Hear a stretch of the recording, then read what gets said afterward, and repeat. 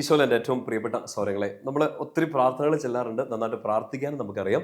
പരിശുദ്ധ അമ്മയോട് ചേർന്ന് ഈ മെയ് മാസത്തിൻ്റെ ദിവസങ്ങൾ മുന്നോട്ട് പോകുമ്പോൾ, ഈശോയുടെ അടുത്ത് നമ്മൾ ഈ രാത്രി വിശ്രമിക്കാൻ വേണ്ടി പോകുമ്പോൾ, പരിശുദ്ധ അമ്മ പഠിപ്പിച്ച ഒരു പ്രാർത്ഥനാ രീതി നമ്മളിൽ നിന്ന് പരിശീലിക്കാൻ വേണ്ടി പോവാണ്. അതൊന്ന് അറിഞ്ഞിരിക്കുന്നത് നല്ലതാണ്. നമ്മളെല്ലാവരും അങ്ങനെയൊക്കെ പ്രാർത്ഥിക്കുന്നതെന്ന് തോന്നുന്നു. എങ്കിലും എവിടെയെങ്കിലൊക്കെ ഒരു പ്രാർത്ഥനാ ജീവിതത്തിൽ ഒരു തീക്ഷ്ണതയോ ഒരു സ്നേഹമോ ഒക്കെ കുറഞ്ഞു പോയിട്ടുണ്ടെങ്കിൽ, പഴയ പോലെ പ്രാർത്ഥിക്കാനൊന്നും പറ്റുന്നില്ലെങ്കിൽ, മറിയം പ്രാർത്ഥിച്ചതുപോലെ പ്രാർത്ഥിക്കാൻ നമ്മളിൽ നിന്ന് പഠിക്കാൻ പോവാണ്. പരിശുദ്ധ അമ്മ എങ്ങനെ പ്രാർത്ഥിച്ചു? പ്രാർത്ഥന എന്ന് പറയുമ്പോൾ നമുക്കറിയാലോ, കർത്താവിനോടുള്ള ഒരു സംഭാഷണമാണ്. ഈശോയോട് അങ്ങോട്ട് പറയുന്നു, ഈശോ നമ്മളോടും പറയുന്നു. അത് കേൾക്കാൻ നമ്മുടെ ഹൃദയം ഒരുങ്ങിയിരിക്കുന്നതാണ്. എപ്പോഴും തുറന്നിരിക്കുന്ന ഒരു ഹൃദയം നമുക്കുള്ളതാണ് ശരിക്കും ഒരു പ്രാർത്ഥനാ ജീവിതം.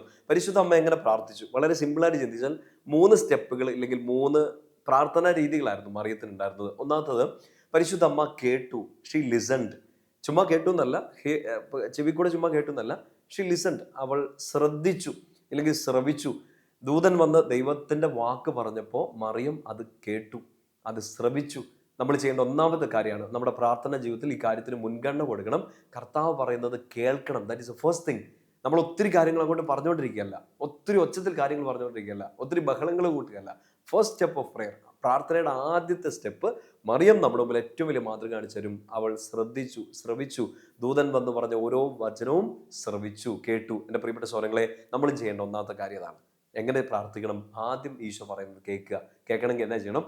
ആരാധനയ്ക്ക് പോയിരിക്കണം, വചനം വായിക്കണം, കർത്താവിൻ്റെ സന്നിധിയിൽ ഇരിക്കണം. തൻ്റെ വചനത്തിലൂടെ, വിശുദ്ധ കൂദാശകളിലൂടെ, പ്രത്യേകിച്ച് പരിശുദ്ധ കുർബാനയിലൂടെ, ആരാധനയിലൂടെയൊക്കെ കർത്താവ് നമ്മളോട് സംസാരിക്കും. നിങ്ങളുടെ കയ്യിലൊരു ബൈബിൾ ഉണ്ടല്ലോ.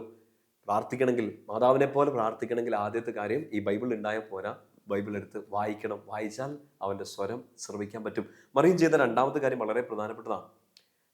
മാലാഖ ഇതൊക്കെ വന്ന് പറഞ്ഞപ്പോഴും മറിയം അത് കേട്ടു, ശ്രവിച്ചു. മാത്രമല്ല, ഇതെങ്ങനെ സംഭവിക്കുമെന്നൊരു ചോദ്യമൊക്കെ ചോദിക്കുന്നുണ്ട്.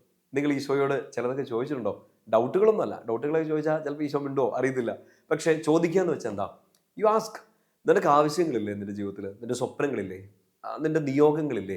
അത് ഈശോയോട് ചോദിക്കണം. കർത്താവേ, ഇതെനിക്ക് വേണമെന്ന് പറയുക. ഇതെനിക്ക് തരാമോ എന്ന് ചോദിക്കുക. ഞാൻ നിന്റെ മകനല്ലേ, മകളല്ലേ, എനിക്കിത് വേണമെന്ന് പറയുക. ചോദിക്കുക എന്ന് വെച്ചാൽ അങ്ങോട്ട് സംസാരിക്കുക. ദൂതൻ വന്ന് പറഞ്ഞത് കേട്ടിരിക്കുക മാത്രമല്ല, ദൂതനോട് അങ്ങോട്ട് സംസാരിക്കുകയും കൂടി ചെയ്തു. സോ ആത്മീയതയുടെയും പ്രാർത്ഥനാ ജീവിതത്തിൻ്റെ ഒക്കെ വലിയൊരു കാര്യമാണ്, വലിയൊരു ഭാഗമാണ് ചോദിക്കുക. ചുമ്മാ ലൗകിക കാര്യങ്ങൾ മാത്രമായിട്ടൊക്കെ ചോദിക്കുകയല്ല, എല്ലാ കാര്യങ്ങളും ചോദിച്ചു. അത് എടുത്ത് പറഞ്ഞ് ചോദിക്കണം. ഈശോയ്ക്ക് അത് ഭയങ്കര ഇഷ്ടമാണ്. നമ്മൾ സ്പെസിഫിക് ആയിട്ട് കർത്താവ് ഇതാണ് എനിക്ക് വേണ്ടതെന്ന് പറയുന്നത്. ശരിക്കും എൻ്റെ പ്രിയപ്പെട്ട സഹോദരങ്ങളെ, ഈശോയ്ക്ക് എന്തൊരു ഇഷ്ടമാണെന്നറിയോ? ഈ അന്ധരെ സൗഖ്യപ്പെടുത്തുന്ന ഒരു എപ്പിസോഡിലല്ലേ, ഈശോയ്ക്ക് അറിയാലോ ഇവർക്ക് എന്നെ വേണ്ടതെന്ന്. പിന്നീട് ഒരു സന്ദർഭത്തിൽ എനിക്കൊന്നു നമ്മുടെ കൈ മേലാത്തൊരു ആളെ സൗഖ്യപ്പെടുത്തുമ്പോഴും ഈശോ ഇതേ കാര്യം റിപ്പീറ്റ് ചെയ്യുന്നുണ്ടെന്നാണ് എൻ്റെ ഓർമ്മ. ഈശോയ്ക്ക് അറിയാലോ എന്നാ വേണ്ടതെന്ന്. കണ്ണ് കാണാൻ മേലാത്ത ഒരാളുടെ ഏറ്റവും വലിയ ആഗ്രഹം എന്തായിരിക്കും? കാഴ്ച തിരിച്ചു കിട്ടണമെന്ന്. അപ്പോൾ ഈശോ പക്ഷെ അവരോട് ചോദിക്കുന്നുണ്ട്, ഞാൻ നിങ്ങൾക്ക് എന്ത് ചെയ്തു തരണം എന്നാണ് നിങ്ങൾ ആഗ്രഹിക്കുന്നത്? ഈശോ ശരിക്കും അവരെ കൊണ്ട് പറയിപ്പിക്കുകയാണ്, അവരെ കൊണ്ട് ചോദിപ്പിക്കുകയാണ്. നമുക്ക്, നമ്മൾ ഈശോയുടെ മക്കളാണ്, കർത്താവിൻ്റെ കുഞ്ഞുങ്ങളാണ്. നമ്മളിത് ചോദിക്കുന്നതിന് മുമ്പ് തന്നെ അപ്പനെല്ലാം അറിയാം. പക്ഷെ അപ്പന് ഭയങ്കര ഇഷ്ടമാണ് മക്കൾ പറയുന്നതും, മക്കളെ സംസാരിക്കുന്നതും, നമ്മുടെ സ്വരം കേൾക്കുന്നതും, നമ്മൾ ചോദിക്കുന്നതും. അത് ചില സമയത്ത് സങ്കടത്തോടെ ആയിരിക്കാം, ചിലപ്പോൾ വഴക്കിട്ടിട്ടായിരിക്കാം, ചിലപ്പോൾ കർത്താവെ ഞാനിനി മിണ്ടത്തില്ലെന്ന് പറഞ്ഞ് പിണങ്ങിയിരിക്കുമ്പോഴായിരിക്കാം. പക്ഷേ നമ്മുടെ സംഭാഷണങ്ങൾ, നമ്മൾ സംസാരിക്കുന്നത് ഈശോയ്ക്ക് ഭയങ്കര ഇഷ്ടമാണ്. അത് സ്പെസിഫിക് ആയിട്ട് പറയുക, എനിക്കിതാ വേണ്ടത്, ഈ ജോലിയാണ് വേണ്ടത്, എനിക്ക് ഇങ്ങനെ പ്രാർത്ഥിക്കാൻ പറ്റണം, എനിക്ക് ഈ സ്ഥലത്തേക്ക് പോകണം, എനിക്ക് ഈ പാപത്തിൻ്റെ മേൽ നിന്നൊരു വിടുതൽ വേണം. B specific. രണ്ടാമത്തെ കാര്യം അതാണ്. ഒന്ന് കേൾക്കുക, 2 ചോദിക്കുക. മൂന്നാമത്തെ കാര്യം എന്താണെന്ന് അറിയോ? ചോദിക്കുകയും കേൾക്കുക മാത്രമൊന്നുമല്ല ചെയ്തത്. ദൂതൻ എല്ലാ കാര്യങ്ങളൊക്കെ പറഞ്ഞു കൊടുത്തു. ദൈവത്തിനൊന്നും അസാധ്യമല്ലെന്നൊക്കെ പറഞ്ഞു. മറിയം ചെയ്ത എന്താ കാര്യം? ലൂക്ക 1:38 നമ്മൾ വായിക്കുന്നില്ലേ? ഇതാ കർത്താവിൻ്റെ ദാസി, നിന്റെ ഇഷ്ടം, നിന്റെ വാക്ക് എന്നിൽ നിറവേറട്ടെ എന്ന് പറഞ്ഞ് മറിയം തന്നെ സമർപ്പിച്ചു. വിശ്വസിച്ച് കർത്താവെല്ലാം നല്ലതാക്കി മാറ്റുമെന്ന് വിശ്വസിച്ച് എല്ലാം സമർപ്പിച്ചു. അത് എങ്ങനെ സമർപ്പിച്ചു? കർത്താവേ, ഇതാ നിന്റെ ഇഷ്ടം എൻ്റെ ജീവിതത്തിൽ നടക്കാൻ വേണ്ടി ഞാൻ എന്നെ തന്നെ വിട്ടു തരുന്നു. I surrender. പ്രാർത്ഥനയിൽ നമ്മൾ ശ്രദ്ധിക്കേണ്ട വലിയൊരു കാര്യം ഇതാണ്. ഈശോയെ കേട്ടു, വെരി ഗുഡ്. ഈശോയോട് സംസാരിച്ചു, വെരി വെരി ഗുഡ്. വളരെ പ്രധാനപ്പെട്ട the best thing is surrender ചെയ്യുക. കർത്താവേ, ഇതാ ഞാൻ നിനക്ക് തരികയാണ്. ഞാനിത് സംസാരിക്കുന്നു ഈശോയോട്, ഞാൻ ഈശോയെ കേൾക്കുന്നു. അങ്ങനെയെങ്കിൽ ഇതാ ഞാൻ എൻ്റെ ഈശോയെ വിശ്വസിച്ച് എൻ്റെ ഈശോയിലേക്ക് ഞാൻ എന്നെ തന്നെ സമർപ്പിക്കുകയാണ്. പ്രിയപ്പെട്ട സഹോദരങ്ങൾ, ഇന്ന് രാത്രി കിടന്നുറങ്ങുന്നതിന് മുമ്പ്, നാളെ നിങ്ങൾക്ക് ഒത്തിരി കാര്യങ്ങൾ ചെയ്യാനില്ലേ? ഇന്നും പല കാര്യങ്ങളുണ്ടായിരുന്നു. നമുക്ക് പ്രാർത്ഥിച്ചിട്ട് കിടക്കണം. നമുക്ക് നന്ദി പറയുകയും പ്രാർത്ഥിക്കുകയും ചെയ്യണം. പ്രാർത്ഥിക്കുമ്പോൾ ഇങ്ങനെ പറയുക, ആദ്യം ഈശോയുടെ സ്വരം കേൾക്കുക. നിങ്ങൾ ബൈബിൾ എടുത്ത് ഇന്ന് പെട്ടെന്ന് തുറന്നു കിട്ടുന്ന ഒരു വചനം വായിച്ചോ. 2, എന്നിട്ട് ഈശോയോട് സംസാരിക്കുക, നിങ്ങളുടെ പ്രാർത്ഥനകൾ ഈശോയ്ക്ക് കൊടുക്കുക, നന്ദി പറയുക.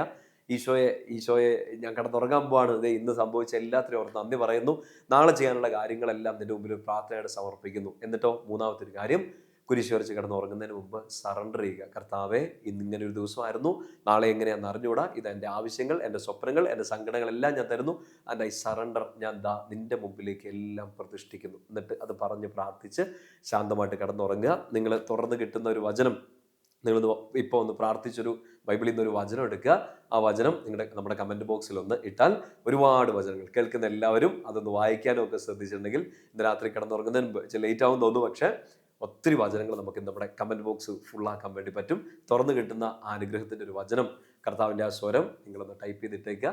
ഈശോ നിങ്ങൾക്ക് എല്ലാം അനുഗ്രഹമാക്കി മാറ്റട്ടെ. അമ്മ മാതാവ് നിങ്ങൾക്ക് വേണ്ടി ഈശോയോട് ഇന്ന് രാത്രി സംസാരിക്കട്ടെ. നമ്മുടെ കർത്താവ് ഈശോ മിശിഹായുടെ കൃപയും പിതാവായ ദൈവത്തിൻ്റെ സ്നേഹവും പരിശുദ്ധാത്മാവിൻ്റെ സഹവാസവും കൂടി ഉണ്ടായിരിക്കട്ടെ, ഇപ്പോഴും എപ്പോഴും എന്നേക്കും. ആമേൻ. ഈശോ മിശിഹായ്ക്ക് സ്തുതിയായിരിക്കട്ടെ.